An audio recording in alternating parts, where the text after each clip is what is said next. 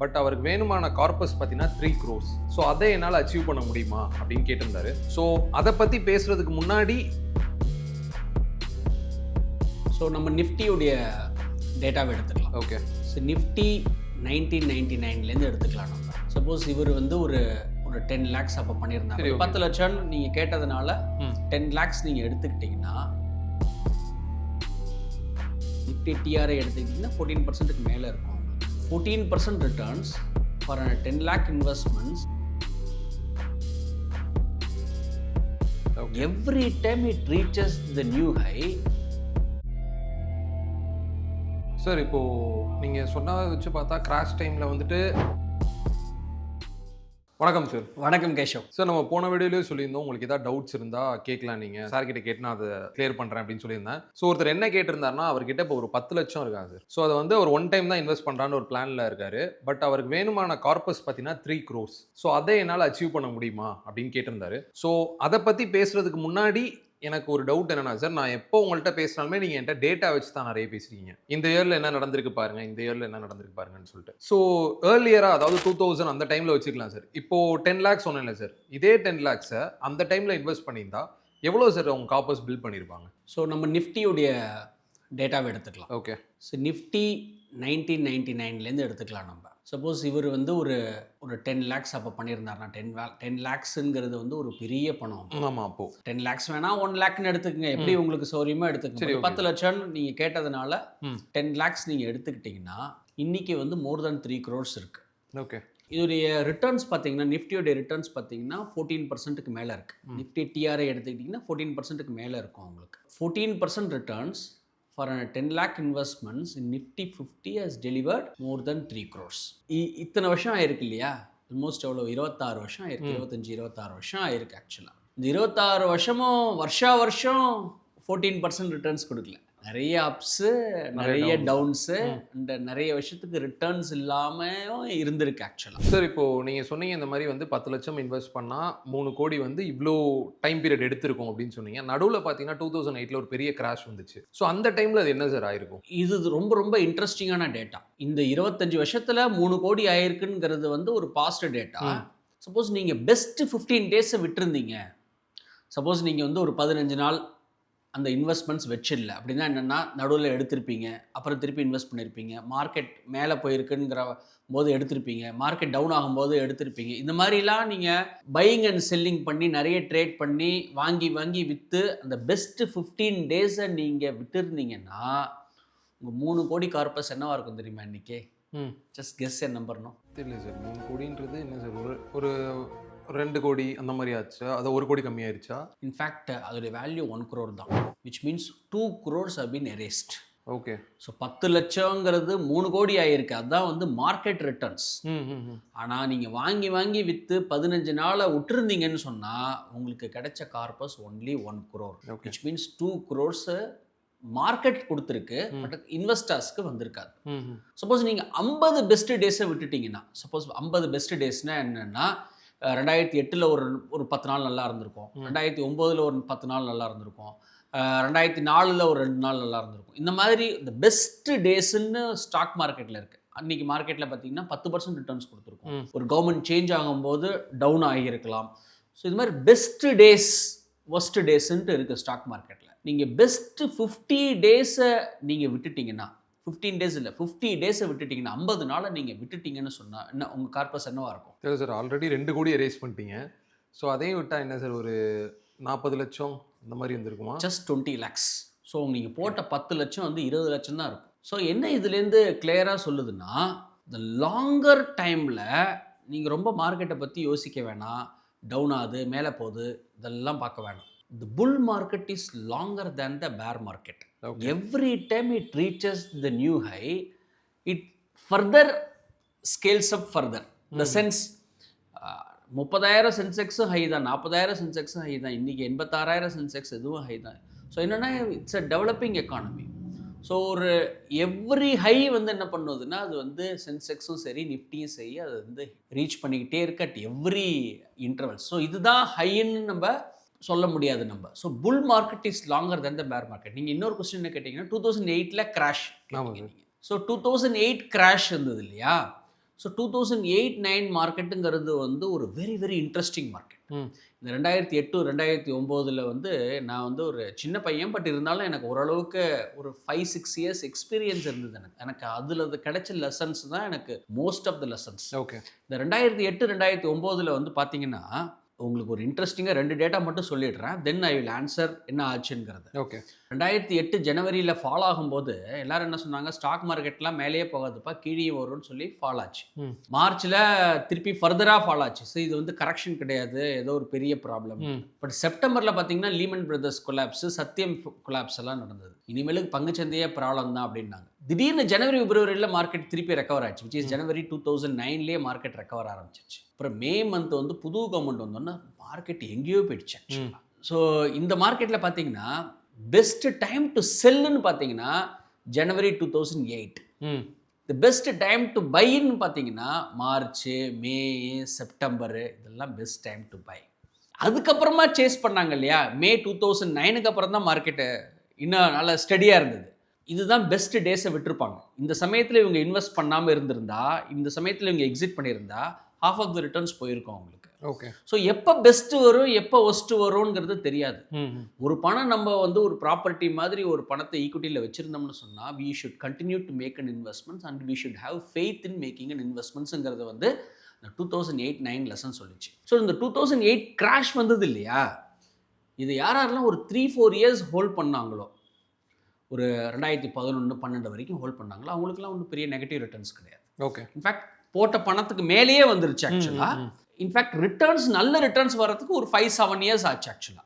நல்ல ரிட்டர்ன்ஸ் வர ஆரம்பிச்சிருச்சு. ஸோ அதே மாதிரி தான் 2020 ஒரு 38% மார்க்கெட் ஃபால் ஆச்சு. யாரெல்லாம் ஒரு 1 இயர் வெயிட் பண்ணியிருந்தாங்களோ லாஸ் ஆனதோட ஜாஸ்தி ரிட்டர்ன்ஸ் வந்தது. இந்த கோவிட் கிராஷ்ல நம்ம பார்த்தோம். What it again says is that bull market is longer than the bear market. Sir, இப்போ நீங்க சொன்னதை வச்சு பார்த்தா கிராஷ் டைம்ல வந்துட்டு எல்லாரும் வெளியே போகணும் அந்த மைண்ட் செட்ல இருந்திருப்பாங்க. பட் நம்ம என்ன லூஸ் பண்றோம் அப்படின்றது இப்போ நீங்க சொன்னோன்னே எனக்கு புரியுது. இன்னொரு விஷயம் என்னன்னா சார், இப்போ நான் இன்வெஸ்ட் பண்றேன் அப்படின்னா ஒரு ஐடியல் டைம் பீரியட்னு இருக்கா சார் நான் அதில் ஹோல்ட் பண்ணி இருக்கிறதுக்கு? அந்த ஐடியல் டைம் பீரியட்னா அது எவ்வளவு sir?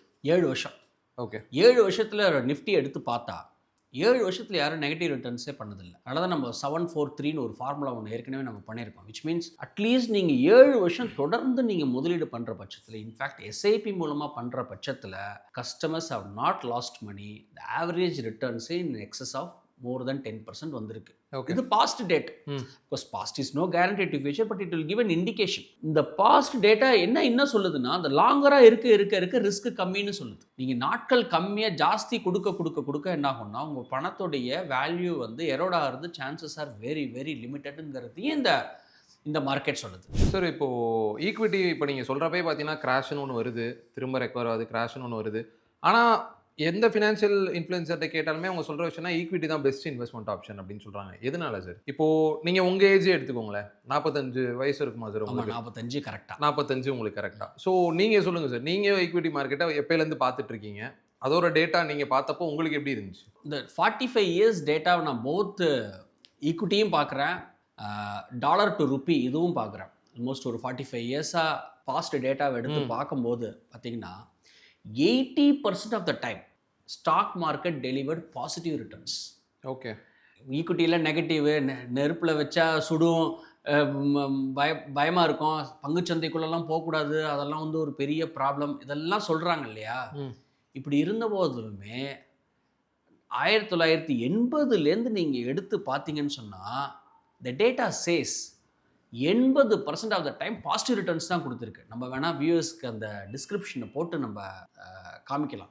Which means only 20% of the times தான் நெகட்டிவ் ரிட்டர்ன்ஸ் கொடுத்துருக்கு. ரொம்ப ஒரு அமேசிங் டேட்டா ஆக்சுவலாக. ஸோ அதுதான் அந்த வைரமுத்து பாட்டில் சொல்கிற மாதிரி தான், கண்ணை கட்டி கொள்ளாதே, கண்டதையெல்லாம் நம்பாதே, காக்கை குயிலாய் ஆகாதே தோழான்ங்கிற மாதிரி ஏதோ ஒன்று நம்ம நினச்சிக்கிறோம், அதை ராங்காக பிலீவ் பண்ணுறோம்.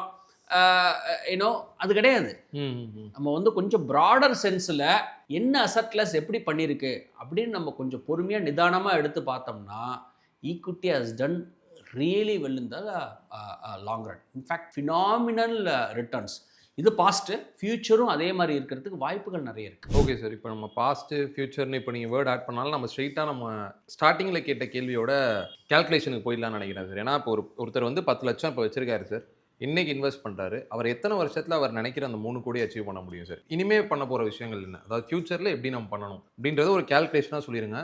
போன வீடியோல லேப்டாப்லாம் எடுத்து கால்குலேஷன் போட்டீங்க, அதே மாதிரி போட்டீங்கன்னா வியூவர்ஸ்க்கு யூஸ்ஃபுல்லா இருக்கும். ஸோ என்ன பர்சன்டேஜ் ஆஃப் ரிட்டர்ன்ஸ் நம்ம பார்க்கணும். ம். நம்ம ஈக்விட்டியில் சொல்கிறது வந்து ஒரு 12% ரிட்டர்ன்ஸ் தான் சொல்கிறோம். பாஸ்ட் டேட்டா வந்து மோர் தென் 15% ரிட்டர்ன்ஸ் கொடுத்துருக்கு. நிஃப்டி டிஆர்ஐனா டோட்டல் ரிட்டர்ன் இண்டெக்ஸ், டிவிடன்ஸ் எல்லாம் சேர்த்துட்டு பார்த்தீங்கன்னா மோர் தென் தட் இருக்கு. இப்போ நம்ம வந்து ஒரு 12% ரிட்டர்ன்ஸ் வச்சுக்கலாம். ஸோ பட் இது வந்து என்ன டைம் ஃப்ரேமில் ஒரு 3 கோடி அச்சீவ் பண்ணுங்கிறத சொன்னாரான்ங்கிறது எனக்கு தெரியல. அவருக்கு என்ன ஏஜ்ங்கிறது நம்மளுக்கு தெரியாது, எவ்வளோ நாள் நம்ம வச்சுக்க போகிறதுன்னு தெரியாது.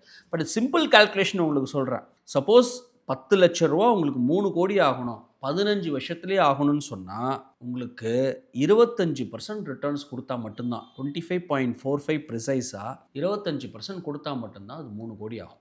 ஸோ 15 வருஷத்துலேயே உங்களுக்கு அந்த 3 கோடி வேணும்னா அந்த ஸ்கீமோ இல்லை அந்த கேட்டகரியோ அல்ல அந்த போர்ட்ஃபோலியோவோ 25% ரிட்டர்ன்ஸ் கொடுக்கணும், which is not normal scenario. அது கொடுக்கறதுக்கு வாய்ப்புகள் ரொம்ப கம்மி. ஓகே. சப்போஸ் அது 20 வருஷத்தில் பண்ணணும் அப்படின்னு சொன்னால் 18.54% ரிட்டர்ன்ஸ் இருந்தால் மட்டும்தான் வர முடியும், which is also very high. I don't think equity can deliver consistently 18% returns for next 2 decades. 25 வருஷத்துலேயே உங்களுக்கு 3 கோடி வரணும்னு சொன்னால் ஸ்கீமோ போர்ட்ஃபோலியோவை உங்களுக்கு 14.57% ரிட்டர்ன்ஸ் கொடுத்தா தான் உங்களுக்கு வரும், which is also very high in my view. நம்ம எப்பயுமே 12% ரிட்டர்ன்ஸ் தான் நம்ம எடுத்துக்கிறோம். அப்படி பார்த்தீங்கன்னா 30 வருஷம், சப்போஸ் இன்றைக்கி 10 லட்சம் போடுறாரு, இன்னும் ஒரு 30 வருஷம் கழித்து பார்த்தீங்கன்னா அவருக்கு 3 கோடியாக ஆகிறதுக்கு வாய்ப்புகள் இருக்குது. இது சம்திங் லைக் நம்ம ஏற்கனவே சொன்ன மாதிரி 1+r⁴n. அந்த டைம் கொடுக்க என்ன ஆகும்னா அந்த மல்டிப்ளிகேஷன், மணி மல்டிப்ளிகேஷன் ஜாஸ்தியாக இருக்கும். 12% ரிட்டர்ன்ஸ்னால் 9.5 வருஷத்தில் உங்கள் பணம் ட்ரிபிள் ஆகும். இந்த கால்குலேஷன் எடுத்து நீங்கள் போட்டு பார்த்தீங்கன்னு சொன்னால் உங்களுக்கு 3 crores 30 இயர்ஸில் வரத்துக்கு வாய்ப்பு இருக்குது.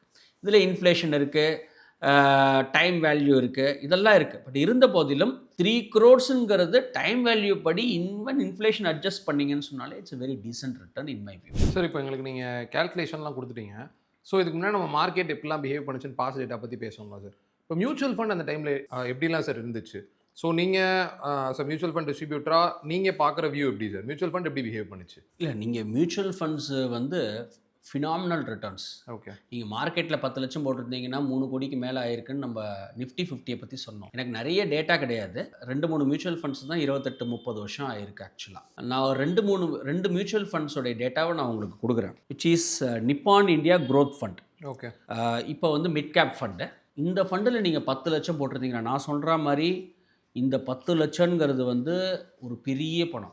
2000க்கு முன்னாடி 10 லட்சங்கிறது ஒரு பெரிய பணம். நீங்கள் 10 லட்சம் போட்டிருந்ததுனால, நீங்கள் கேட்டதுனால நான் சொல்கிறேன், நீங்கள் 10 லட்சம் போட்டிருந்தீங்கன்னா இன்றைக்கி 39 கோடி 97 லட்சம் ரூபா கிடச்சிருக்கும். எப்போ 1995 முதலீடு பண்ணியிருந்தீங்க. இன்ஃபேக்ட் 96 எடுத்துக்கிட்டு 96 ஜனவரியிலேருந்து பார்த்தீங்கன்னா 39 கோடி ஆயிருக்கு. ஸோ இன்னொரு ஃபண்ட் ஹெச்டிஎஃப்சி ஃபண்ட் பார்த்தீங்கன்னா மோர் தென் 27 கோடியே 20 லட்சம் ரூபா கிடச்சிருக்கும். 10 லட்சம் போட்டிருக்கீங்க, 27 crores கொடுத்துருக்கு. சப்போஸ் நீங்கள் 1 லட்சம் போட்டிருந்தீங்கன்னா 2.7 crores கொடுத்துருக்கோம். இந்த பக்கம் 1 லட்சம் போட்டிருந்தீங்கன்னா இது வந்து ஒரு 3.9 crores கொடுத்துருக்கும். 1 லட்சம் வேல்யூ அன்றைக்கி எவ்வளோ ஜாஸ்தியோ எந்த அளவுக்கு மணி மல்டிப்ளை ஆகிருக்கு பாருங்கள், which is nothing but a returns of about close to 22%. அந்த ஃபண்டு நிப்பான் ஃபண்டு. ஹெச்டிஎஃப்சி பார்த்தீங்கன்னா க்ளோஸ் டு அபவுட் 19% ரிட்டர்ன்ஸ் கொடுத்துருக்கு. ஸோ என்ன ஆகும்னா டைம் கொடுக்க என்ன ஆகும்னா it has done well. In fact active mutual funds ரொம்ப பிரமாதமான ஒரு கோல்டன் பீரியட். யாரெல்லாம் கடைசி ஒரு 15-20 வருஷம் மியூச்சுவல் ஃபண்ட்ஸ் வச்சுருந்தாங்களோ அவங்கெல்லாம் ஒரு பெரிய பணக்காரங்களாக இருப்பாங்க. மியூச்சுவல் ஃபண்ட்ஸ் இதை விட இன்னும் 2-3 ஃபண்ட்ஸ் இருக்குது. I don't have the data at this point of time. இந்த 2 ஃபண்டுக்கு has done really well in the last 20-25 years. Okay sir. ஆக்சுவலாக அந்த கால்குலேஷன், அந்த 10 லட்சத்தை 3 கோடி ஆக்கிறதுக்கான கால்குலேஷன் அவருக்கு உண்மையிலுமே ரொம்ப ஹெல்ப்ஃபுல்லாக இருக்கும்னு நினைக்கிறேன். ஸோ இதே மாதிரி வர வீடியோவில் அவங்க ஏதாவது கேள்வி கேட்டால் நம்ம இந்த மாதிரி கால்குலேஷன் வைஸ் போயிடலாம். அது கண்டிப்பாக கேஷவ். நன்றி சார். தேங்க்யூ கேஷவ்.